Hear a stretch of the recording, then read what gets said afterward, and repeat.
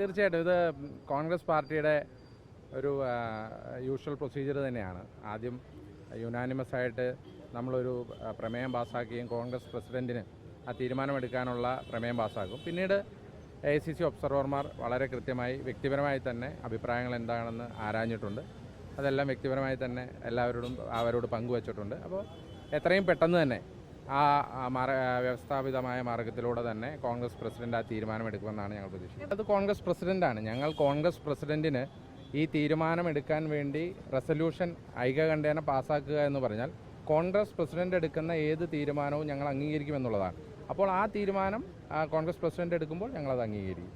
നമുക്കറിയാലോ, കോൺഗ്രസ് പാർട്ടിയെ സംബന്ധിച്ചിടത്തോളം നേതാക്കന്മാരെ ഇഷ്ടപ്പെടുന്ന ഒട്ടേറെ പ്രവർത്തകരുണ്ടാവും. ആ പ്രവർത്തകരൊക്കെ അവരുടെ സ്നേഹപ്രകടനങ്ങൾ കാഴ്ചവെക്കുന്നുണ്ടാവും. അപ്പോൾ അതിനെ അതാത് സെൻസിലെടുത്താൽ മതി. അതിനൊന്നും അത്ര വലിയ മറ്റൊരു പ്രാധാന്യം കൊടുക്കേണ്ട. പ്രവർത്തകരുടെ വികാരമുണ്ടാവും. പ്രവർത്തകർ പല രീതിയിൽ കാഴ്ചപ്പാടുകളുള്ളവരുണ്ടാവും. അപ്പോൾ അങ്ങനെ കാഴ്ചപ്പാടുള്ളവർ അവരുടെ സ്നേഹപ്രകടനങ്ങൾ കാണിക്കുന്നുണ്ടാവും. അല്ല, അങ്ങനെയല്ല. അത് ഓരോ ആളുകൾ അവർക്കിഷ്ടമുള്ള നേതാക്കന്മാരെക്കുറിച്ച് അവരെക്കുറിച്ച് നല്ല കാര്യങ്ങൾ പറയും, അവരെ സ്നേഹപ്രകടനങ്ങൾ നടത്തും. പിന്നെ കോൺഗ്രസ് പാർട്ടിയല്ലേ, ജനാധിപത്യമുള്ള പാർട്ടിയിൽ ഇങ്ങനെയുള്ള പ്രകടനങ്ങളൊക്കെ ഉണ്ടാകും. അതൊക്കെ ഞങ്ങൾ വളരെ പോസിറ്റീവായി മാത്രം കാണുന്ന പാർട്ടിയാണ്. ഞങ്ങൾ അങ്ങനെയാണ് ഇതിനെ കാണുന്നത്. ഞാൻ ഒരൊറ്റ പക്ഷത്തെ നിൽക്കുന്നുള്ളൂ. എൻ്റെ തീരുമാനവും എൻ്റെ പ്രവർത്തനവും അങ്ങനെ തന്നെയാണ്. അത് രാഹുൽ ഗാന്ധിയുടെ പക്ഷമാണ്, വേറൊരു പക്ഷമില്ല.